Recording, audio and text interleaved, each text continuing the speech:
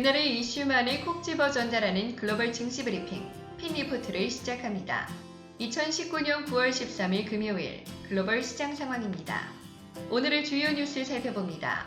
다음 달 미중 무역 협상이 예정된 가운데 중국에서 미국산 대두와 돼지고기에 대한 추가 관세를 면제할 것이란 보도가 신화통신에서 나왔습니다. 유럽중앙은행이 지난 목요일 예금 금리를 0.1% 인하했습니다.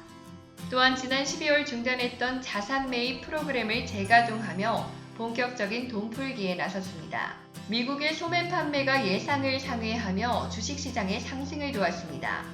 이번 달 소비자 심리지수도 전달에 비해 개선된 것으로 나타났습니다. 토요일 사우디아라비아 석유시설에 드론 공격이 있었습니다. 전 세계 석유 공급에 차질이 있을 것으로 보입니다. 시장별로 자세한 상황 알아보겠습니다. 중국이 미국산 대두, 돼지고기 및 다른 일부 농산물에 대해 추가 관세를 면제할 것이라고 신화통신이 보도했습니다. 신화통신은 익명의 관계자 말을 인용해 이같이 밝혔으나 구체적인 내용은 생략했습니다. 이는 다음 달 예정된 무역협상에서 호의의 표시로 해석됩니다.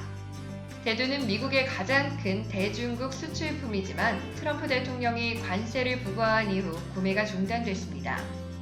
해당 뉴스는 아시아 시장이 닫은 뒤에 보도됐습니다. 유럽중앙은행이 예금 금리를 0.1%포인트 낮은 마이너스 0.5% 인하하기로 했습니다. 또한 11월부터 양적 완화 프로그램을 재개해 200억 유로 규모의 자산을 필요한 기간만큼 매달 매입할 것이라고 밝혔습니다. 마리오 드라기 유럽중앙은행 총재는 해당 조치가 세계 경제 전망이 어두워진 데 따른 것이라며 여유가 있는 국가들이 나서서 소비를 증가시켜야 한다고 강조했습니다. 미국의 8월 소매 판매가 굳건한 성적을 보인 것으로 나타났습니다. 금요일 상무부 발표에 따르면 8월 소매 판매는 0.4% 올라 이전 달 0.8% 상승을 이어갔습니다. 이는 블룸버그가 집계한 전망치 0.2%를 웃도는 수치입니다. 이와 별개로 미시간 대학의 소비자 심리 지수는 8월 89.8에서 9월 92.0으로 오른 것으로 나타났습니다. 한편 미국의 연방준비제도 또한 이번 주에 금리 인하 여부를 결정합니다.